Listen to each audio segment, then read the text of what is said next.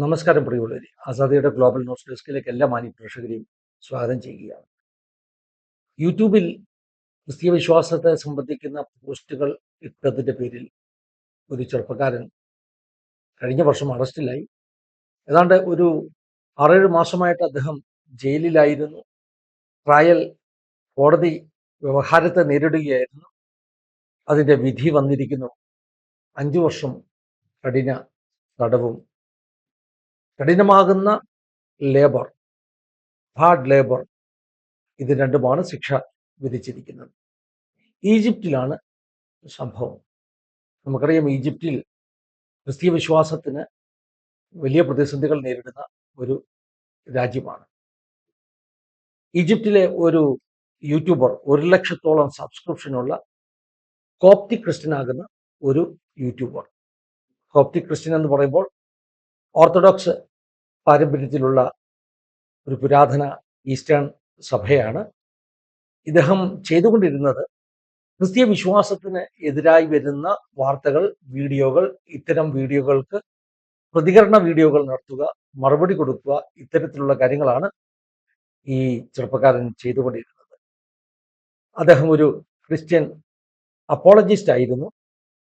അതുപോലെ തന്നെ ക്രിസ്തീയ വിശ്വാസത്തിൽ വളരെ പാണ്ഡിത്യമുള്ള ഒരു സ്കോളറായിട്ട്, ഒരു കോപ്റ്റിക് സ്കോളറായിട്ട് അറിയപ്പെടുന്ന ചെറുപ്പക്കാരനായിരുന്നു.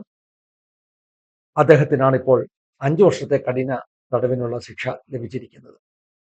2026 ജനുവരി മാസത്തിൽ ഈ ഒരു Coptic Christian researcher YouTuber Agustinos Zaman എന്നാണ് അദ്ദേഹത്തിന്റെ പേര്. അദ്ദേഹത്തിന്റെ ശിക്ഷ വിധിക്കുവാൻ ഇടയായി തീർന്നു. അത് ഏപ്രിൽ മാസത്തിൽ ഫൈനൽ ഉത്തരവ് വന്നിരിക്കുകയാണ്. സോഷ്യൽ മീഡിയയിലൂടെ മതപരമാകുന്ന വിഷയങ്ങൾ ചർച്ച ചെയ്തു, സോഷ്യൽ മീഡിയയെ മിസ്യൂസ് ചെയ്തു എന്നൊരു കുറ്റം, അതുപോലെ തന്നെ കണ്ടംപ്റ്റ് ഓഫ് റിലീജിയൻ, മതത്തെ അവഹേളിച്ചു അല്ലെങ്കിൽ അലക്ഷ്യപ്പെടുത്തി എന്ന മറ്റൊരു കുറ്റം, ഇതൊക്കെയാണ് ഈ ചെറുപ്പക്കാരന് മേൽ ചുമത്തിയിരുന്നത്. അദ്ദേഹത്തിന്റെ ശിക്ഷ ഈജിപ്ഷ്യൻ കോടതി ഇപ്പോൾ പ്രസ്താവിച്ചിരിക്കുകയാണ്. ക്രിസ്തീയ സംഘടനകൾ, പ്രത്യേകിച്ചും ഇങ്ങനെയുള്ള കേസുകളിൽ ഇടപെടുന്ന ഇന്റർനാഷണൽ ഓർഗനൈസേഷൻസ് ഈ കേസിൽ ഉയർന്ന കോർട്ടിലേക്കൊക്കെ അപ്പീലിന് പോയിട്ടുണ്ട്. അതായത് നിയമപരമായ സഹായങ്ങളൊക്കെ ADF പോലെയുള്ള സംഘടനകൾ ഇദ്ദേഹത്തിന് നൽകിക്കൊണ്ടിരിക്കുന്നു. ഇദ്ദേഹം മാത്രമല്ല, കഴിഞ്ഞ ജനുവരി മാസത്തിന് ശേഷം ഇതുപോലെ തന്നെയുള്ള പല ക്രിസ്ത്യൻ യൂട്യൂബേഴ്സും ഈജിപ്തിൽ അറസ്റ്റിലായിട്ടുണ്ട്. അവരും അവരുടെ വിധി കാത്ത് കഴിയുകയാണ്. ഇവിടെ ഈ വാർത്ത ഞാൻ സംസാരിക്കുമ്പോൾ ഇത് ഈജിപ്തിൽ നിന്നുള്ള ഒരു വാർത്തയെന്ന് ലാഘവ ബുദ്ധിയോടുകൂടെ ചിന്തിക്കരുത്.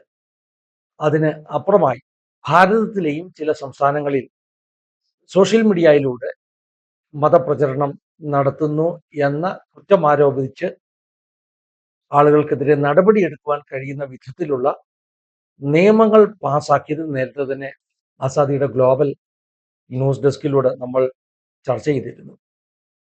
ഇനിയും ഇങ്ങനെയുള്ള വാർത്തകൾ ഒരുപക്ഷെ മറ്റ് പല സ്ഥലങ്ങളിൽ നിന്നും കേൾക്കുവാനുള്ള സാധ്യതയുണ്ടെന്നാണ് പറഞ്ഞു വരുന്നതിൻ്റെ അർത്ഥം. വളരെ സിസ്റ്റമാറ്റിക് ആയിട്ട് വിശ്വാസ സംബന്ധമാകുന്ന വിഷയങ്ങൾ സംസാരിക്കുന്നത് തടവാനുള്ള ശ്രമങ്ങൾ ലോകത്തിന്റെ പല ഭാഗത്തും നടന്നുകൊണ്ടിരിക്കുന്നു. ഇത് വളരെ സിസ്റ്റമാറ്റിക്കാണ്. അതായത് ഇതിന് പിന്നിൽ വളരെ കൃത്യമാകുന്ന പ്ലാനിങ്ങോട് കൂടി തന്നെയാണ് ലോകത്തിന്റെ വിവിധ ഭാഗങ്ങളിൽ ഇത്തരം നിയമങ്ങൾ നടപ്പാക്കുന്നതെന്ന് നമുക്ക് മനസ്സിലാക്കുവാൻ കഴിയുന്നു. കൂടുതൽ പ്രാർത്ഥനയുടെ ആവശ്യമുണ്ട്. ഇങ്ങനെയുള്ള വാർത്തകൾ കേൾക്കുമ്പോൾ ലോകമെങ്ങും കഷ്ടമനുഭവിക്കുന്ന ദൈവമക്കൾക്ക് വേണ്ടി പ്രാർത്ഥിക്കുക എന്ന ഒരു സന്ദേശമാണ് നമ്മൾ ഈ ന്യൂസിലൂടെ പ്രേക്ഷകരുമായിട്ട് പങ്കുവെക്കുന്നത്. നമ്മുടെ ഉത്തരവാദിത്തങ്ങളെ മറക്കാതെ നമുക്ക് ജീവിക്കാം. ദൈവം എല്ലാവരെയും സഹായിക്കട്ടെ, അനുഗ്രഹിക്കട്ടെ. God bless you all. Have A wonderful time.